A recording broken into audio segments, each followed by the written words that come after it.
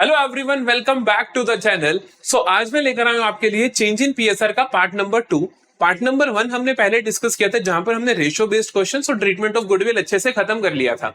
आज की क्लास में जो मेरा एजेंडा है वो आपको करवाना है ट्रीटमेंट ऑफ रिजर्व्स। जितने भी रिजर्व्स हैं, चाहे वो वर्कमैन कंपनसेशन रिजर्व, चाहे वो इन्वेस्टमेंट फ्लक्चुएशन रिजर्व, चाहे वो general reserve, treatment of accumulated profits losses, treatment of जितने भी हमारे पास डेफर्ड रेवेन्यू एक्सपेंडिचर होते हैं, तो इन सबका ट्रीटमेंट आज हम सीखने वाले हैं। इन सबका हम पहले मीनिंग भी जानेंगे, किसका क्या मतलब होता है, फिर हम इनका फंडामेंटल ट्रीटमेंट देखेंगे कि आप बेसिकली क्या करना चाहिए, फिर हम देखेंगे कि हम किस तरीके से क्वेश्चंस को सोल्व करेंगे। एडवांस लेवल के क्वेश्चंस को भी हम आज इसी क्लास में खत्म कर लेंगे इस टॉपिक से रिलेटेड। तो जल्दी से शुरुआत करते हैं।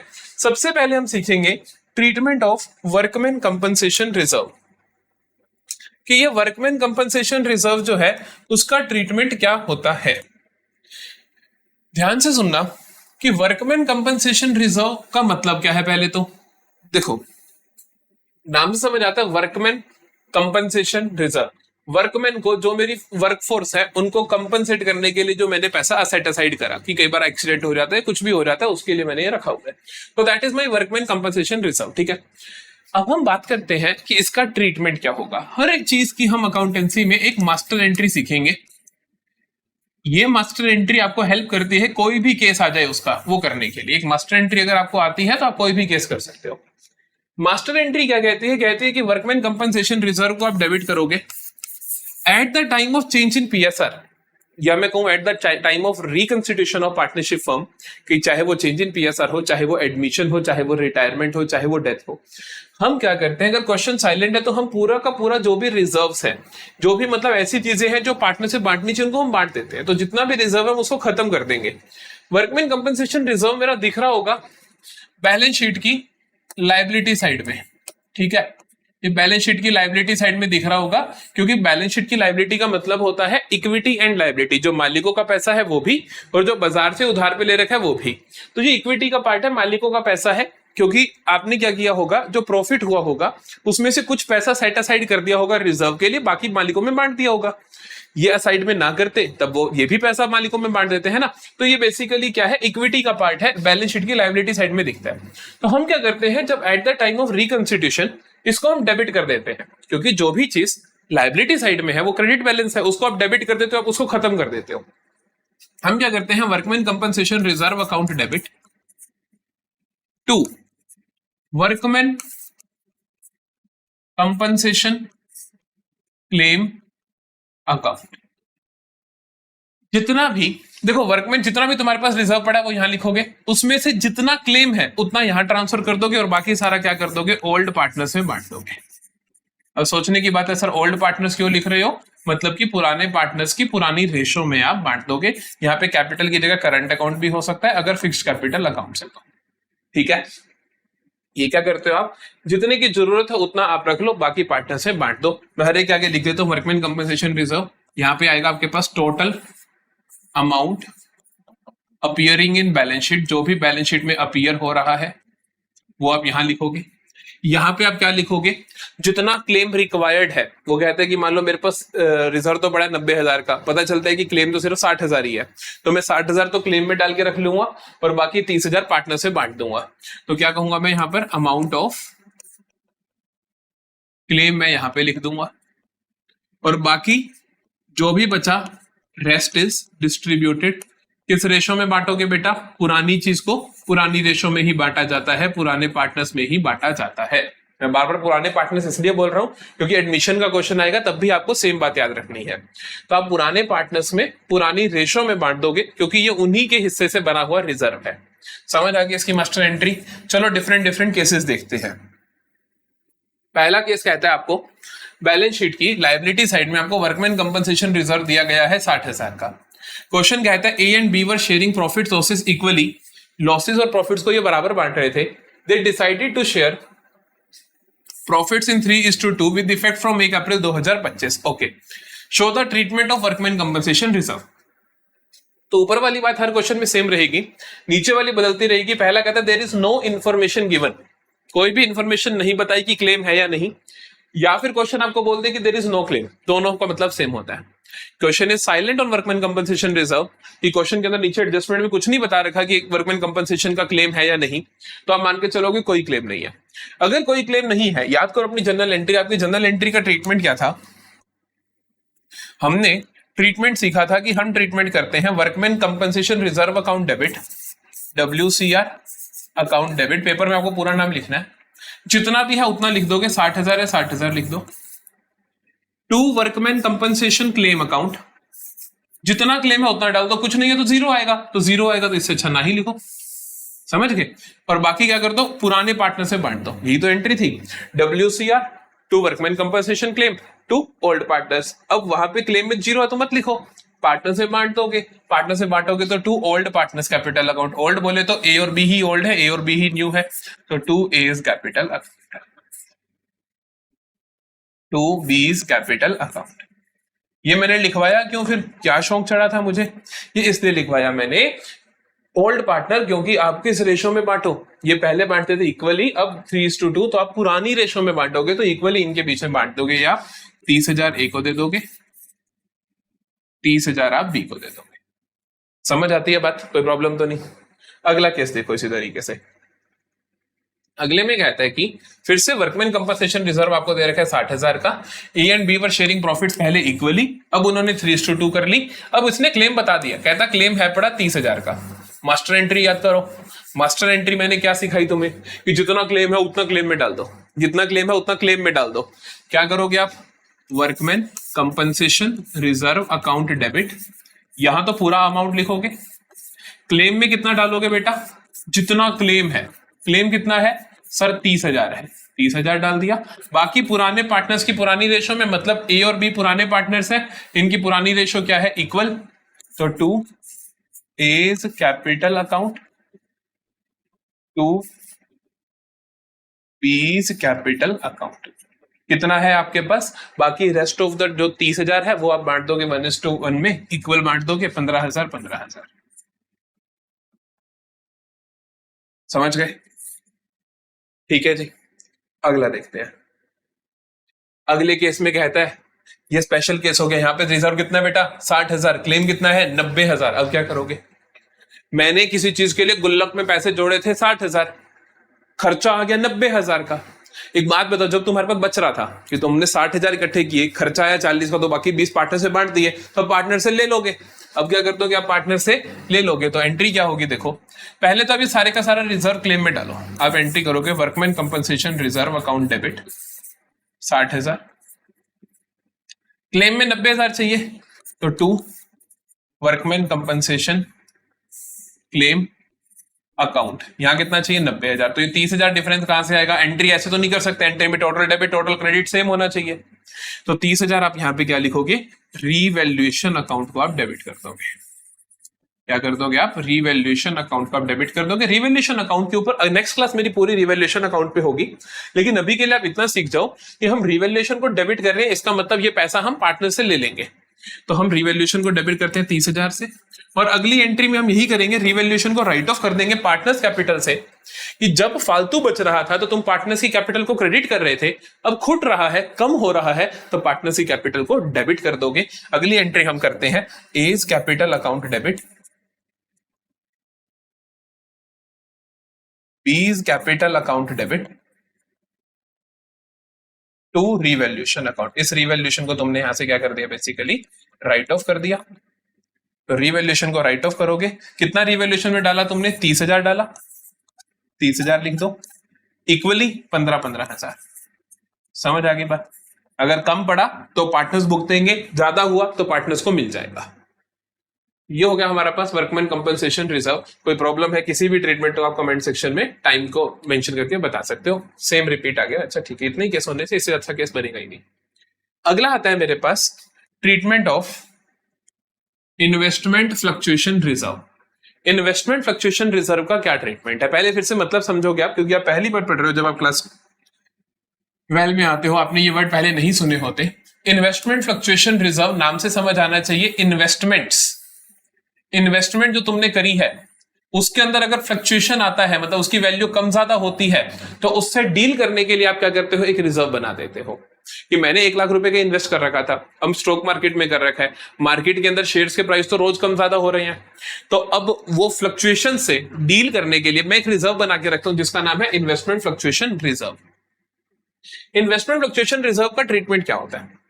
फिर से बड़ा सिंपल है, देखो जितना भी मेरा इन्वेस्टमेंट फ्लक्चुएशन रिजर्व है, IFR है, इसको आप डेबिट करोगे, इसको आप खत्म कर दोगे, जितना भी है सारे का सारा आप डेबिट कर दोगे, जितने की जरूरत है इन्वेस्टमेंट्स को उतना इन्वेस्टमेंट में डाल दोगे, बाकी सारा पार्टनर से बांट दोगे। क्योंकि इन्वेस्टमेंट फ्लक्चुएशन रिजर्व रखा जाता है इन्वेस्टमेंट्स की वैल्यू को कम ज्यादा होने से डील करने से, कि वैल्यू कम हो गई, 1 लाख की इन्वेस्टमेंट 80,000 की ही है और मेरे पास 30,000 का रिजर्व है, तो मैं 20,000 इन्वेस्टमेंट में डाल दूंगा और 10,000 मैं अपने पास रख लूंगा। तो मैं क्या करता हूं, investment fluctuation reserve account debit to investments account to old partners capital account, to old partners capital account. समझ गए? कहां पे क्या क्या आएगा? यहां पर आएगा टोटल अमाउंट ऑफ रिजर्व, जितना भी टोटल अमाउंट ऑफ रिजर्व मेरे पास था वो लिख दूंगा मैं। यहां पर मैं क्या करूंगा, जितनी जरूरत पड़ी, जितनी जरूरत पड़ी, जितनी डेफिशिएंसी है, जितनी वैल्यू रिड्यूस हुई, जितनी डेफिशिएंसी है पड़ी, ओल्ड पार्टनर्स कैपिटल अकाउंट में कितना जाएगा? देखो जो बच जाएगा, रेस्ट जो भी बच गया, जितनी डेफिशिएंसी थी उतना तुमने इन्वेस्टमेंट को दे दिया, रेस्ट डिस्ट्रीब्यूट कर दोगे आप इन ओल्ड रेशो, पुराने पार्टनर्स में पुरानी रेशो में आप बांट दोगे। ये होगी इसकी मास्टर एंट्री, है ना। लगभग सारे केसेस यहीं से निकलेंगे। चलो जल्दी से देखते हैं इसके डिफरेंट डिफरेंट क्या क्या केसेस बन सकते हैं। अब क्या होगा, ये तुम्हारी बैलेंस शीट है, तो ये तो पक्की बात है कि लायबिलिटी साइड में होगा रिजर्व और इन्वेस्टमेंट तो एसेट साइड होंगी। तो क्वेश्चन ने क्या दिया मुझे, कहता है कि इन्वेस्टमेंट कंपनसेशन रिजर्व मेरे पास है, या इन्वेस्टमेंट कंपनसेशन क्यों लिखा हुआ है, ये सारे गलत लिखे होंगे। फिर फ्लक्चुएशन रिजर्व है 20,000 का, इन्वेस्टमेंट है 2 लाख की, ठीक है। A and B were sharing profits equally, they decided to share profits, वही सेम कहानी, पहले इक्वल बांट रहे थे, अब वो 3:2 में बांटेंगे। डिट्टो नोट्स आप कॉपी कर लेना। Show the treatment of IFR if market value of investment is 2,15,000। एक बात बताओ, मैंने गुल्लक में रखे 20,000 रुपए किसी काम के लिए, मैंने इसे रखा कि 2 लाख वाली चीज की वैल्यू अगर कम हो गई तो मैं यहां 20,000 से निकाल के दे दूंगा, लेकिन इस 2 लाख की वैल्यू हो गई है जी 2,15,000, तो क्या इस 20,000 का कोई यूसेज है? कोई यूसेज नहीं है। आप इसको क्या कर दोगे, पार्टनर्स में बांट दोगे, सारे का सारा इन्वेस्टमेंट फ्लक्चुएशन रिजर्व पार्टनर्स में बांट दोगे। तो मैं क्या करूंगा, investment fluctuation reserve account debit to old partners capital account, बोले तो to A's capital account, to B's capital account, सारे का सारा बांट दो, सारे का सारा बांट दो। कितना है सारे का सारा? 20,000 है सर। किस रेशो में बांटे सर? पुरानी रेशो में बांट दो, पुरानी रेशो में बांट दिया इक्वल। समझते हो? बिल्कुल समझते हो। एक चीज तो आपको ये समझ आती है। अब देखो दूसरी चीज देखो, मैंने कहा आपको इन्वेस्टमेंट फ्लक्चुएशन रिजर्व तुम्हें बांट दिया, लेकिन दूसरी चीज एक और चीज ध्यान रखने योग्य है, वो क्या है कि भाई मेरी इन्वेस्टमेंट जो बढ़ गई है 15,000, ये फायदा किसको देना चाहिए? ये भी तुम पार्टनर्स को दो। अगर किसी चीज में नुकसान होता है तब तो भागे भागे आ जाते हो पार्टनर्स की कैपिटल को रिड्यूस करने के लिए, उनकी कैपिटल को डेबिट कर देते हो। कोई फायदा हो तो उनकी कैपिटल को इंक्रीज करो। तो ये 15,000 से मेरी इन्वेस्टमेंट बढ़ गई, तो मैं दूसरी एंट्री क्या करूंगा, इन्वेस्टमेंट बढ़ गई, एसेट बढ़ गई, तो एसेट को डेबिट कर देंगे हम, इन्वेस्टमेंट्स अकाउंट डेबिट। कितने से बेटा? 15,000 से to old partners capital account, to A's capital, to B's capital. समझे?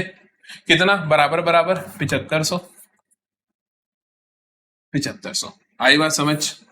आई बात समझ? तो इस तरीके से आप ट्रीटमेंट करने वाले हो। और केसेस देखें। अब इस केस को कई बार अगर आपको रट्टे मारने, नोट्स बनाने, उस हिसाब से देखो, मैं तो कहता हूं समझने के हिसाब से करो। अदरवाइज आप बोल सकते हो इस केस का नाम है कि market value is more than book value, जो बुक वैल्यू है उससे ज्यादा हो गई मार्केट वैल्यू। तो हमने क्या करा, रिजर्व भी सारा बांट दिया और जितना एक्सेस ऑफ मार्केट वैल्यू था वो भी पार्टनर्स को दे दिया। अगला केस देखो भाई, अब कहता है investment fluctuation reserve is 20,000, investment 2 lakh, फिर से इक्वली 3:2। अब कहता है कि मार्केट वैल्यू ऑफ इन्वेस्टमेंट कितनी है? 2 लाख है। मार्केट वैल्यू ऑफ इन्वेस्टमेंट कितनी है? 2 लाख है।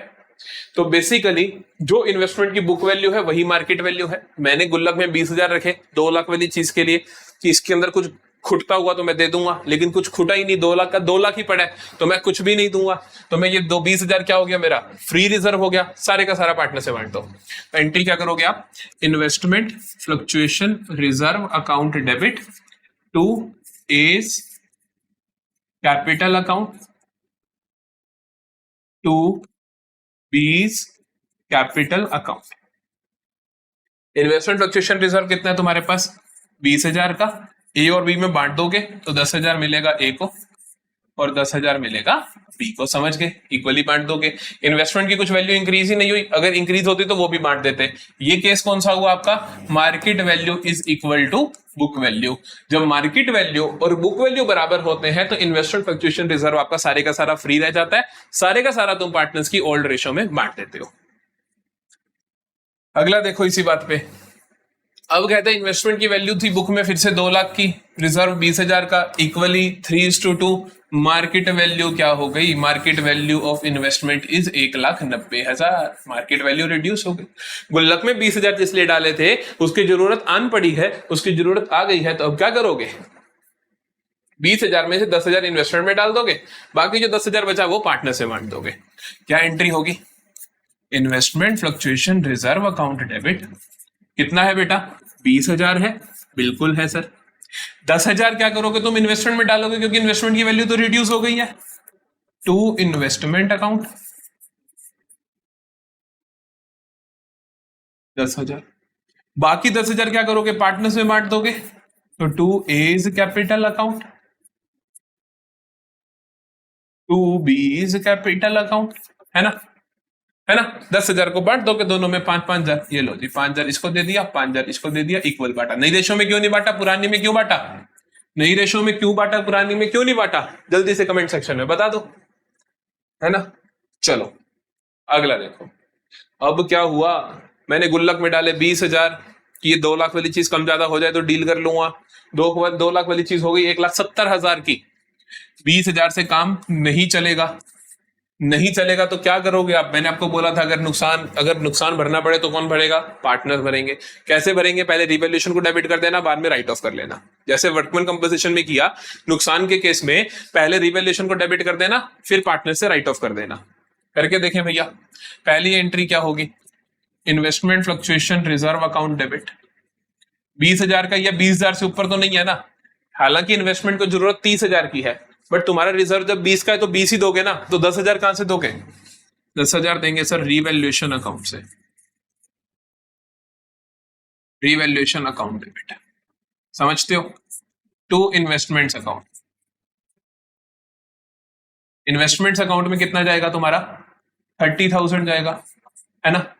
ये रिवैल्यूएशन में जो डेबिट किया 10,000, ये क्या कर दोगे तुम, अब पार्टनर्स की कैपिटल से राइट ऑफ कर दोगे। एंट्री क्या करोगे, एंट्री बनेगी, राइट ऑफ करोगे तो कैपिटल्स रिड्यूस होती हैं पार्टनर्स की, A's capital account debit, B's capital account debit to revaluation account,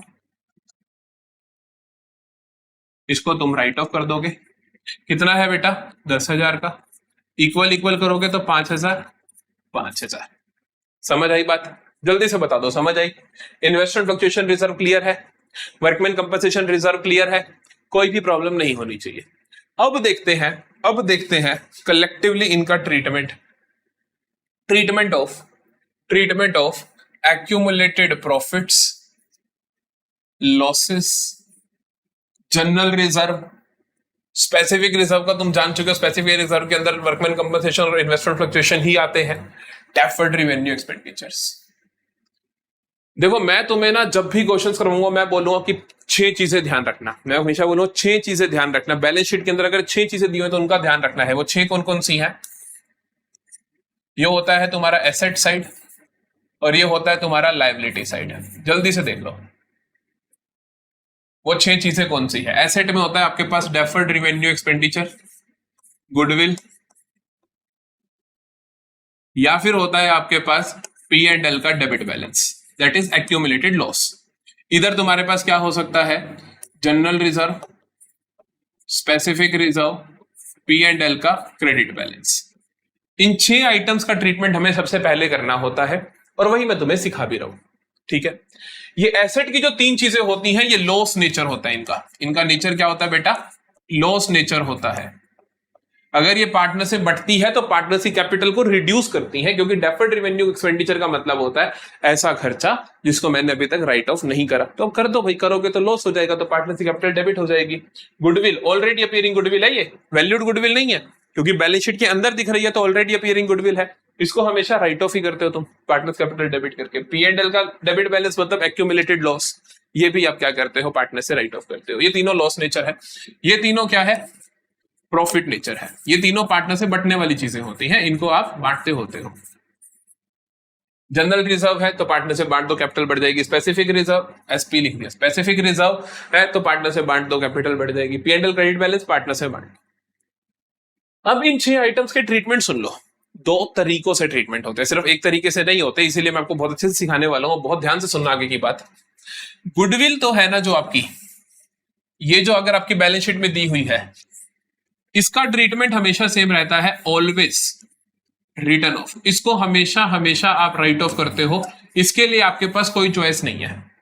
लेकिन बाकी जो 5 आइटम्स बची, उन्हीं के नाम मैंने ऊपर लिखे, accumulated profits, accumulated losses, general reserve, specific reserve, deferred revenue expenses, 5 ही लिखे मैंने। इनमें से गुडविल का ट्रीटमेंट हमेशा क्या है? Return of. बाकी पांचों के ट्रीटमेंट ध्यान से सुनो। एक बार आप पहले इसका स्क्रीनशॉट ले लो, मैं इसको रफ करूंगा, मैं यहीं पे ही बनाऊंगा। ठीक है जी, तो देखो ध्यान से देखना एक एक चीज का ट्रीटमेंट। इन पांचों आइटम्स के ट्रीटमेंट के आपके पास 2 ऑप्शंस हैं। पहला option, partners do not want to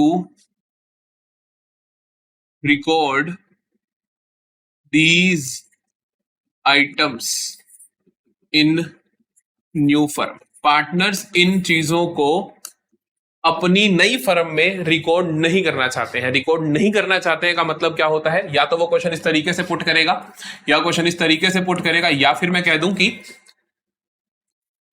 partners want to distribute, इन सबको वो बांट देना चाहते हैं। समझ गए? क्या क्वेश्चन किस तरीके से पुट करेगा? या तो कहेगा partners do not want to record, इनको नई बैलेंस शीट में लिखना नहीं चाहते, मतलब इसको खत्म कर देना चाहते हैं। या मैं कहूं partners want to distribute, partners इनको बांट देना चाहते हैं, मतलब इसको खत्म कर देना चाहते हैं। एक ट्रीटमेंट ये, या फिर इधर आ जाओ, इधर आपको क्या लिखेगा वो, पार्टनर्स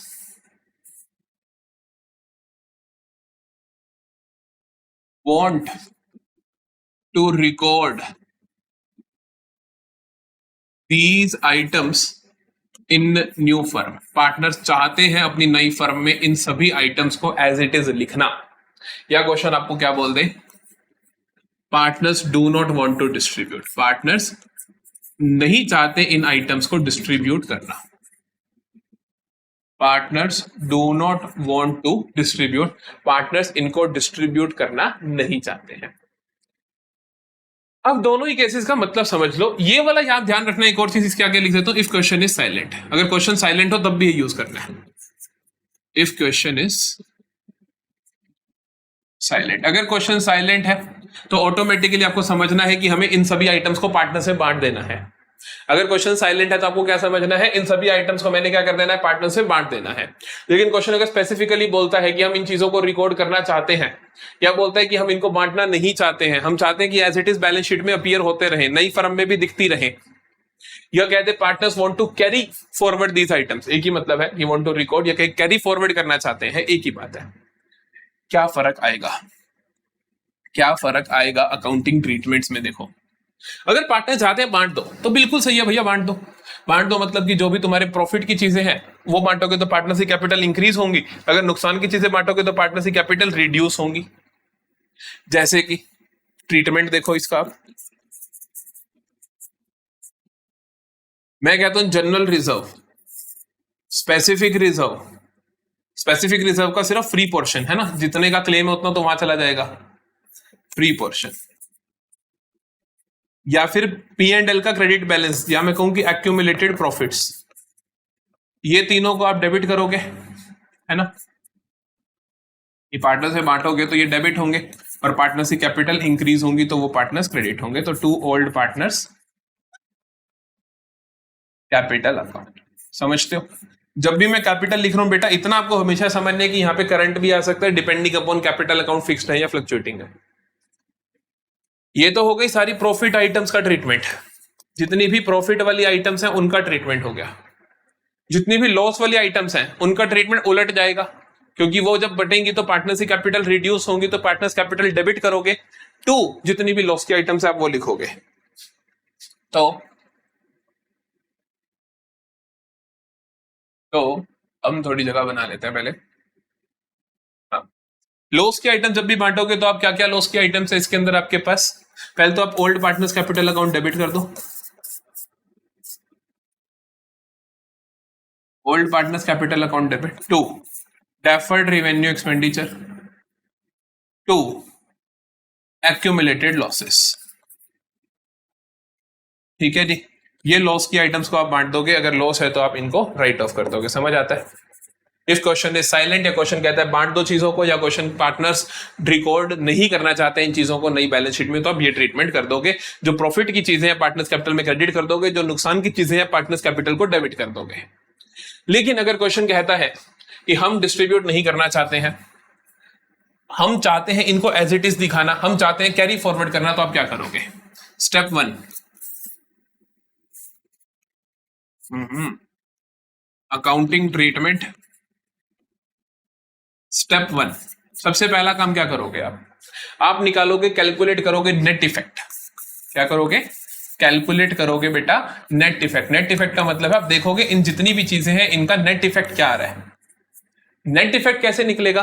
जो पॉजिटिव चीजें हैं उन्हें ऐड करोगे, जो नेगेटिव चीजें उन्हें माइनस करोगे, है ना। आप कहोगे कि ये फायदे की चीजें हैं 1 लाख की, नुकसान की है 2 लाख की, तो नेट इफेक्ट आपका नेगेटिव आ जाएगा। मैं कहता हूं फायदे की चीजों का टोटल 1.5 लाख है, नुकसान की चीजों का टोटल 50,000 है, तो 1 लाख का प्रॉफिट आ जाएगा। तो कैलकुलेट करोगे आप नेट इफेक्ट, जिसके अंदर आप क्या करोगे? General reserve plus specific reserve plus accumulated profits minus accumulated loss. Profit और लॉस में से एक ही चीज दी होती है, लेकिन हमें फॉर्मूला में दोनों लिख देते हैं ताकि आपको कुछ भी दिखे। Minus deferred revenue expenditure. ये करने के बाद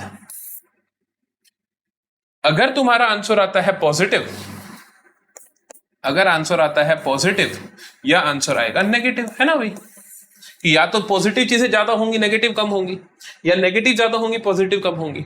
अगर पॉजिटिव चीजें ज्यादा है, पॉजिटिव ज्यादा है, तो आप एंट्री करते हो इफ पॉजिटिव, तो हम एंट्री करते हैं गेनिंग टू सैक्रिफाइसिंग। हम एंट्री करते हैं gaining partners capital account debit to sacrificing partners capital account. लेकिन अगर इसका नेट इफेक्ट आता है आपके पास नेगेटिव का, तो आप एंट्री करते हो उल्टी, सैक्रिफाइसिंग टू गेनिंग।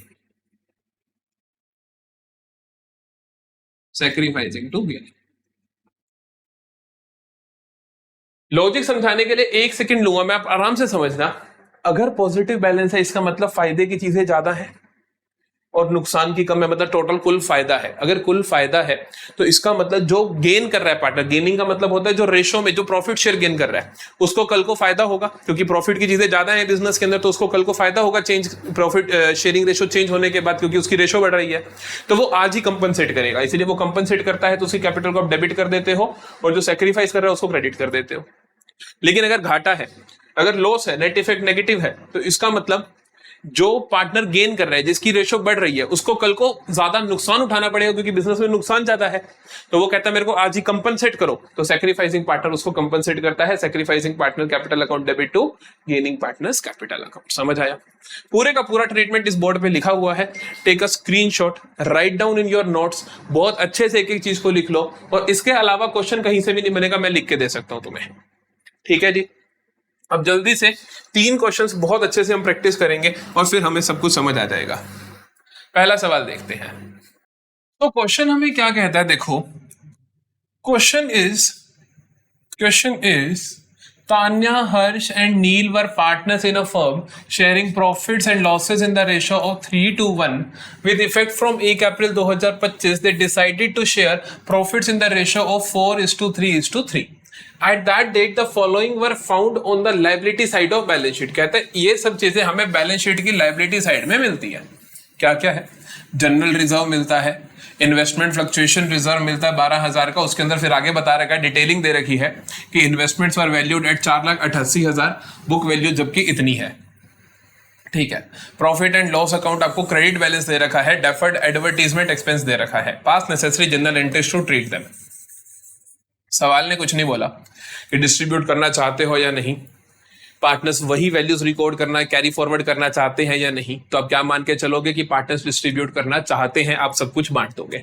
उसने बोला जनरल एंट्रीज पास करो, तो हमें पता है कि जो भी चीजें बांटते हो पुरानी रेशो में बांटते हो, पुराने पार्टनर से बांटते हो, तो जनरल रिजर्व को आप बांटोगे। इसका हमें ट्रीटमेंट पता है, इसका हमें पता है, हम हर एक का अलग अलग भी कर सकते हैं और साथ में भी कर सकते हो, कोई बड़ी बात नहीं है। तो लो हम एक काम करते हैं, अलग अलग करते हैं, कोई बड़ी बात नहीं। जनरल रिजर्व का हम देखते हैं। पहले हम जनरल रिजर्व को देखते हैं। तो general reserve account debit to, पुराने पार्टनर्स कौन है? तान्या, हर्ष और नील। तान्या, हर्ष, नील, इनके कैपिटल अकाउंट में आप डाल दोगे। ठीक है। कितना अमाउंट जाएगा? जनरल रिजर्व है तुम्हारे पास 36,000 का, तो आप इनकी ओल्ड पीएसआर में, पुरानी रेशो में, दैट इज 3:2:1, तो मतलब कि 3 + 2 5 और 1 6 हिस्से कर दो। 36,000 के 6 हिस्से करोगे तो 6,000 का एक, तो 6 × 3 है, इसके 6 × 18, 6 × 2 12, 6 × 1 6,000। सॉर्टेड है, तो जनरल रिजर्व हो गया। दूसरा देखते हैं इसी तरीके से, थोड़ा सा साइज छोटा कर दिया। ठीक है। दूसरा इन्वेस्टमेंट फ्लक्चुएशन रिजर्व 12,000 का है, इन्वेस्टमेंट्स की मार्केट वैल्यू 488, बुक में 5 लाख, तो 12,000 का ही रिडक्शन है, तो 12 का 12,000 यूज हो जाएगा। एंट्री क्या होगी? Investment fluctuation reserve account debit to investments account. सारे का सारा इन्वेस्टमेंट में ही यूज हो जाएगा, पार्टनर से बांटने के लिए कुछ नहीं बचेगा। कोई बात नहीं जी, 12 का 12,000 आप इन्वेस्टमेंट्स में यूज कर लो। सॉर्टेड है। और देखें P&L credit balance, P&L credit balance है तो पार्टनर से बटेगा, कैपिटल इंक्रीज होगी। आप एंट्री क्या करोगे? Profit and loss account debit. अब ये मत सोचना क्रेडिट बैलेंस के लिए आपने डेबिट क्यों करा, अरे क्रेडिट को खत्म करना है ना, पार्टनर से बांटना है ना, तो इसलिए मैंने डेबिट कर दिया। तो P&L account debit 18,000 to Tanya, to Harsh, to Neel. कितना है? फिर से 18,000 के 3 + 5 और 1 6, 6 हिस्सों में 3,000 का एक, 3 × 3 9,000, 3 × 2 6,000, 3 × 1 3,000। समझते हो? आखिरी देखें, आखिरी है मेरे पास डेफर्ड एडवर्टीजमेंट एक्सपेंसेस 6,000 के, 6,000 का डेफर्ड एडवर्टीजमेंट एक्सपेंसेस। ये फायदे की बात है नुकसान की? नुकसान है सर। नुकसान हो तो पार्टनर्स कैपिटल डेबिट होंगी, तो हम डेबिट करेंगे टीज कैपिटल अकाउंट डेबिट, हर्ष का कैपिटल अकाउंट डेबिट, और कौन है? नील, तो नील का capital account debit to deferred advertisement expenditure account. मैं जब राइट ऑफ करूंगा तो मैं कैसे राइट ऑफ करूंगा?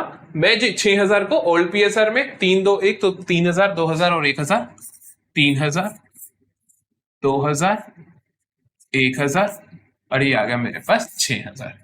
समझते हो गया भाई काम। सो ये हो गया हमारे पास किस तरीके से हमें ट्रीटमेंट करना है। अगर हमें चीजें दी हो तो आप चाहते तो इनको क्लब कर सकते थे, जो क्रेडिट वाली चीजें इनको इकट्ठा कर सकते थे, बस उसको अलग ही करना पड़ता क्योंकि वो डेबिट वाली चीज है। अगला सवाल देखते हैं। ऐसे हमारे पास 4 क्वेश्चन है। अगला देखो, ये रहा।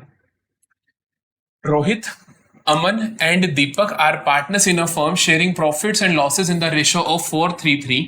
With effect from 1 April 2025, they decided to change their profit sharing ratio to 3:4:3. On that date, the following balances appeared. ये सारे balances मेरे को appear हो रहे थे। फिर से देखो क्या कहते हैं, जनरल रिजर्व दे रखा है, P&L का क्रेडिट बैलेंस दे रखा है, एडवर्टीजमेंट सस्पेंस दे रखा है, वर्कमैन कंपनसेशन रिजर्व दे रखा है।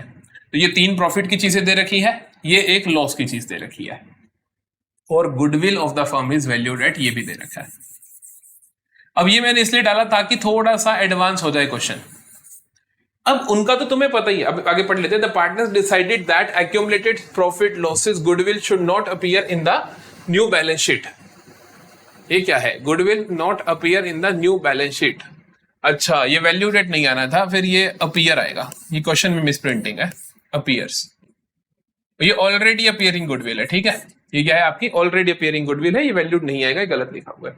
अगर ये वैल्यूड होता तो आप इसका ट्रीटमेंट गेनिंग टू सैक्रिफाइसिंग करते, लेकिन अपियरिंग है तो आप इसको राइट ऑफ करोगे, तो आपने इसको भी राइट ऑफ करना है, ठीक है, इसको राइट ऑफ, इसको, ये दोनों क्या है आपके लॉसेस है, ये तीनों आपके फायदे की बातें हैं। Adjustments are to be made in partners capital account, accordingly draft the necessary adjustment entry। हम क्या चाहते हैं, इनमें से कुछ भी नई बैलेंस शीट में ना दिखे, कोई भी चीज नई बैलेंस शीट में ना दिखेगा मतलब होता है पार्टनर्स की सारी चीजें पार्टनर से बांट दोगे, तो प्रॉफिट की चीजें जब बांटोगे तो आप उनको क्लब कर सकते हो।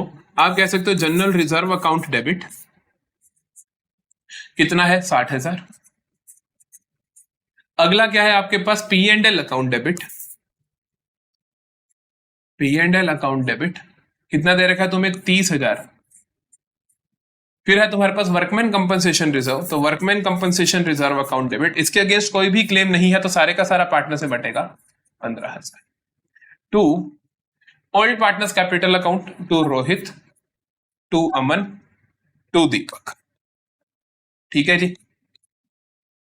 60 और 30 हो गया 90,000, 90 और ये हो गया 1,05,000। 1,05,000 को पुरानी रेशो में बांटोगे 4 3 3, तो 4 3 7 और 3 10, तो 10 मतलब 1,05,000 का 10वां हिस्सा 10,500।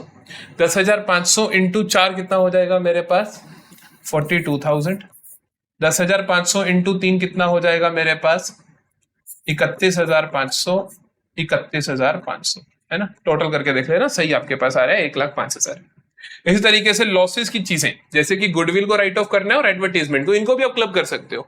हम क्लब कर देते हैं, हम लिखेंगे कौन कौन है, आर ए और D, Rohit Aman Deepak. Rohit capital account debit, Aman's capital account debit, Deepak's capital account debit. To, इनको आप दोनों को लिख दो, आप लिख दो advertisement suspense account, advertisement suspense account, और आप लिख दो यहां पर अपना गुडविल, क्योंकि गुडविल को भी आपने राइट ऑफ करना है। As simple as that. कितना है अमाउंट देख लो जल्दी से, इसका एडवर्टीजमेंट सस्पेंस का 15,000 और गुडविल का 1,00,000, तो 15,000 1,00,000। 1,15,000 को फिर से 1,15,000 है तो 11,500 का एक हिस्सा, 11,500 इंटू 4, 11,500 इंटू 3, 11,500 इंटू 3 हो जाएगा जी। नेक्स्ट क्वेश्चन पे मूव करते हैं। ये क्या कहते हैं देखो, कहते हैं Sneha, Kavita and Mitali were partners sharing profits in the ratio of 5:3:2। 1 April 2025 को they agreed to share future profits in the ratio of 2:3:5। इन्होंने चेंज इन पीएसआर कर लिया। At the time of change the following balances appeared. ये दो balances हमें देखने को मिले, जनरल रिजर्व और deferred advertisement expenditure. Calculate the net effect on each partners capital and pass the adjustment entry. जैसे क्वेश्चन बोले एडजस्टमेंट एंट्री, इसका मतलब क्या होता है कि आपने इनको डिस्ट्रीब्यूट नहीं करना है, आपने इनको एडजस्ट करना है। जो हमने दूसरा केस पढ़ा था, partners do not want to distribute का एक और मतलब नाम होता है partners want to pass a adjustment entry. हम एक एडजस्टमेंट एंट्री पास करना चाहते हैं। एडजस्टमेंट एंट्री पास करने के लिए आपको क्या करना होता है, पहला स्टेप होता है कैलकुलेशन ऑफ नेट इफेक्ट। तो आप क्या करोगे, नेट इफेक्ट कैलकुलेट करोगे। पहला काम क्या होगा, आप नेट इफेक्ट कैलकुलेट करोगे।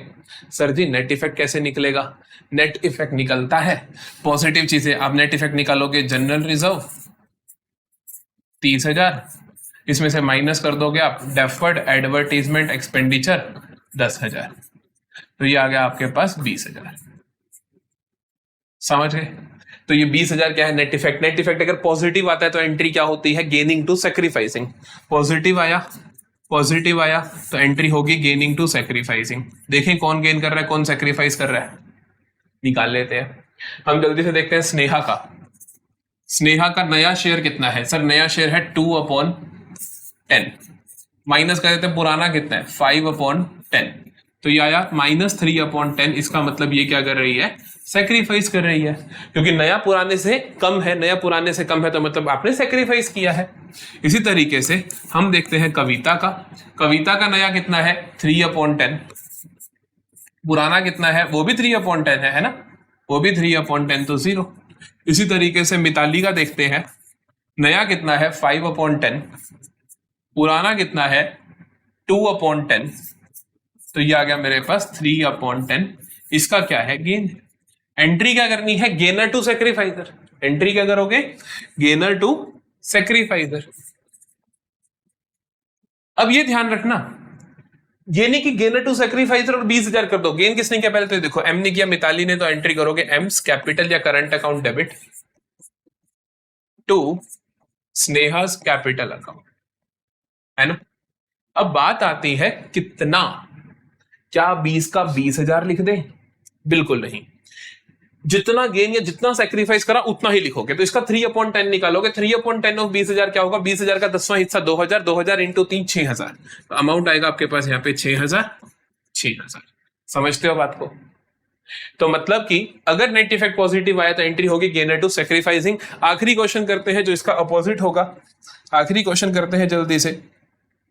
यहां पर देखो क्या है, Mehul, Priya and Isha were partners in a firm sharing profits and losses in the ratio 6:3:1, बाद में 5:3:2।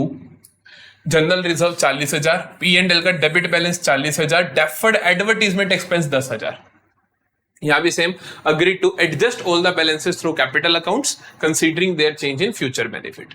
तो इन्होंने क्या कहा? हम एडजस्ट करना चाहते हैं। ओके सर, एडजस्टमेंट करना चाहते हो तो पहली चीज आप निकालोगे नेट इफेक्ट। बेटा नेट इफेक्ट निकालो, नेट इफेक्ट जल्दी से निकालो और चेक करो, अगर सही है तो मेरे को बताना। नेट इफेक्ट कैसे निकलेगा? जनरल रिजर्व 40,000, है ना, माइनस कर दो भाई नुकसान वाली चीजें। P&L का डेबिट बैलेंस कितना है? 40,000।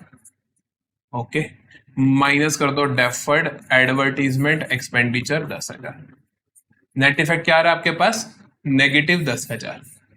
क्या आ रहा है? नेगेटिव 10,000। नेगेटिव होता है अगर बैलेंस तो आप एंट्री क्या करते हो? Sacrificer to gainer. एंट्री क्या करते हो? Sacrifice to gain. फिर से मेरे को निकालना पड़ेगा किसने सेक्रीफाइस किया, किसने गेन किया। तो हम निकाल लेते हैं, हम निकालते हैं किसने गेन किया और किसने सेक्रीफाइस किया। पहले का देखो मेहुल का, तो मेहुल का क्या है? न्यू कितना है? मेहुल का न्यू है 5/10। ओल्ड कितना है उसका? 6/10। तो ये आया -1/10। मतलब आपने क्या किया है सर? सेक्रीफाइस किया है। इसी तरीके से प्रिया का देखो, प्रिया का नया कितना है? 3/10। माइनस कर दो पुराना भी 3/10, तो 0।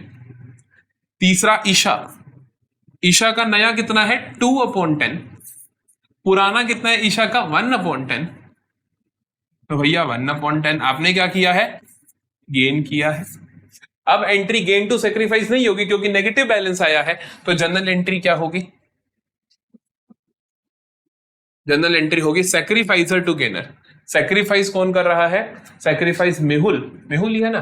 तो Mehul's capital account debit, Mehul's capital account debit to gain कौन कर रहा है? ईशा कर रही है, तो टू ईशास कैपिटल अकाउंट। समझे? कितना आएगा? क्या 10 का 10,000 आ जाएगा? गलती नहीं करनी है। कितना आएगा? इसका 1/10 जितना सेक्रीफाइस किया, जितना गेन किया, तो इसका 10वां हिस्सा कितना आ जाएगा आपके पास? 1,000 आ जाएगा। That's it. समझ गए? अब कोई भी तुम्हारे पास जनरल रिजर्व, स्पेसिफिक रिजर्व, किसी मर्जी चीज का ट्रीटमेंट आ जाए, चेंज इन पीएसआर, मैं आपको गारंटी दे रहा हूं, चेंज इन पीएसआर छोड़ो, एडमिशन, रिटायरमेंट, डेथ, तीनों चैप्टर्स आगे आने वाले, लगभग पूरी बुक कहीं पे भी इनका ट्रीटमेंट आएगा तो वो ऐसे ही होने वाला है, इसके अलावा नहीं होने वाला। तो जल्दी से यहाँ पे हम एंड करते हैं आज की क्लास को। अगर आप यहाँ तक पहुंचे हो तो प्लीज बताकर जरूर जाना कि आपको लेक्चर कैसा लगा। अगर पसंद आया हो तो चैनल को सब्सक्राइब जरूर करना, क्योंकि इससे हमें बहुत मोटिवेशन मिलती है। और अपने अच्छे अच्छे कमेंट्स छोड़ दिया करो, बहुत अच्छा लगता है तुम्हारे कमेंट्स पढ़कर, हम लगभग सारे रिप्लाई भी करता हूं मैं। सो ठीक है, मिलेंगे अगले लेक्चर में। 2 पार्ट्स और आएंगे। अगले पार्ट में हम इसका रिवैल्यूएशन अकाउंट और साथ ही में क्या कहते हैं एडजस्टमेंट ऑफ कैपिटल कर लेंगे। फिर चौथे पार्ट में हम इसके फुल फ्लेज क्वेश्चन करेंगे। तो अगले पार्ट में हम फुल फ्लेज नहीं करके छोटे छोटे क्वेश्चंस करेंगे ताकि हम कॉन्सेप्ट क्लैरिटी की तरफ रहें। फिर उससे अगले में हम इसके full fledge question 6 marker question अच्छे से कर लेंगे। मिलते हैं नेक्स्ट लेक्चर में। Bye bye.